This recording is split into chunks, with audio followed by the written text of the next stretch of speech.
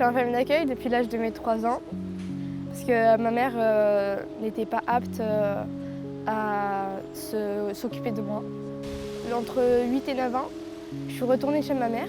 J'y vis avec 2 schizophrènes, ça se passait très mal chez moi. Ma mère, elle me maltraitait. Elle nous laissait des fois des week-ends pour aller voir ses amoureux sur Paris ou quoi. Et ces week-ends-là, pour moi, c'était tout le temps l'enfer. C'était assez compliqué avec mon frère. Quand j'étais petite et tout, il me frappait souvent quand je venais chez moi.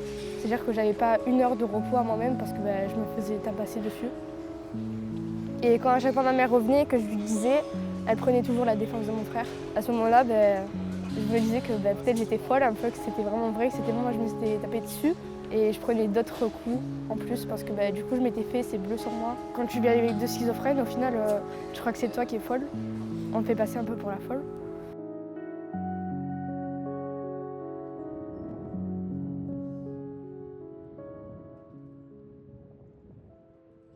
Donc à l'âge de mes 12 ans, je suis retournée en foyer. En foyer, ça se passait pas forcément bien parce qu'on met un peu tout le monde dans le même lot. Et ça se passait pas très bien avec les autres enfants. Je me sentais assez seule au foyer parce que les éducateurs, ils étaient un peu là, ils faisaient plus d'administratif que de s'occuper de nous. Après, j'ai fait une famille d'accueil où du coup, je vous ai expliqué qu'elle m'avait maltraitée. Aussi, ça s'était très mal passé. Chaque année, je changeais de foyer et de famille d'accueil. Du coup, je changeais tout le temps d'école. On m'a harcelée aussi à l'école, donc c'était aussi pas un endroit où j'avais envie de rester là-bas. C'était pas sécurisant pour moi et avoir tout le temps la boule au ventre pour aller à l'école, c'était pas... J'aimais pas ça, quoi. J'étais perturbée parce que tout le temps c'était moi qui devais faire mon sac et partir. Et voir les autres tout le temps rester chez eux avec leurs parents et tout, ça me faisait mal au cœur. De voir que eux ils avaient le droit au bonheur et que du coup moi, c'était comme ça. J'ai fait un séjour en psychiatrie parce que j'étais en dépression par rapport à mon passé. Et sauf qu'en psychiatrie, en fait, on met tout le monde dans le même lot. Le fait que tu sois schizophrène, que tu sois juste en dépression, on te met dans le même lot que la personne.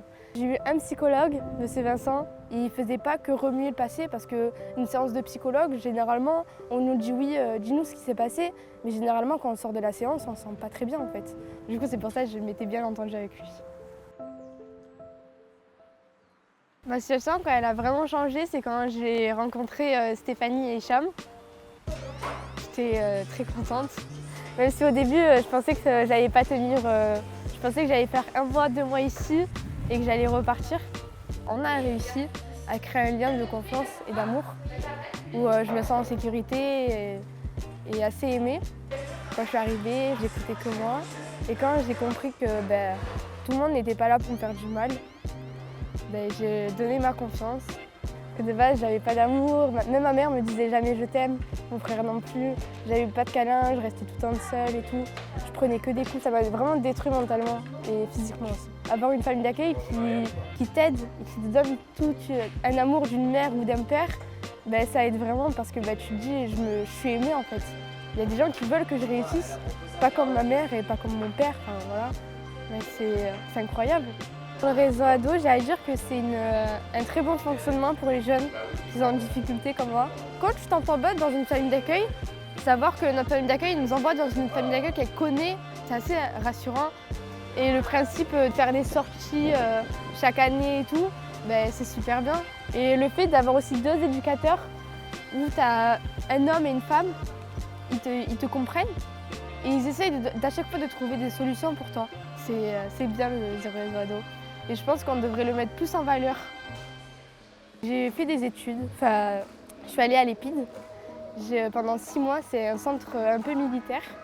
Je suis sortie en positif. J'ai décroché un CAP serveuse. Du coup, là, je suis en train de terminer mon année de CAP pour passer devant les jurys dans 5 mois normalement. Et je tiens le coup, même j'arrive à parler plus doucement avec ma voix, plus calmement. Posée, pas agressive comme je le faisais avant. Aujourd'hui, mon travail il me plaît bien. Je suis serveuse dans la restauration.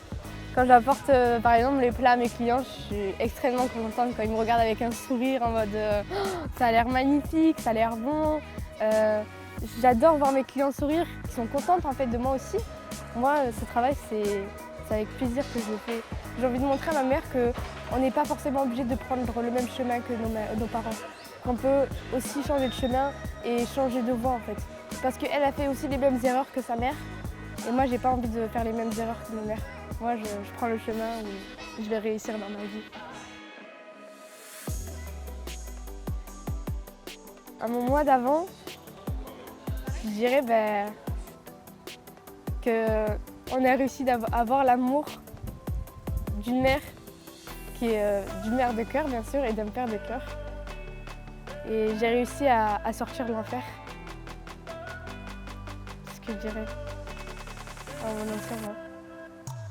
Dans 5 ou 10 ans, je me vois avoir réussi ma vie avec mes enfants, bien sûr si peut-être j'en ai eu, et mon amoureux, et remercier encore ma femme d'accueil. En fait, quand tu vois toute cette évolution de soi-même, c'est incroyable. Si notre passé c'est un fardeau, il faut se dire ce fardeau, on va vivre avec. C'est clairement notre force et il ne faut jamais baisser les bras en fait. Baissez pas les bras, vraiment.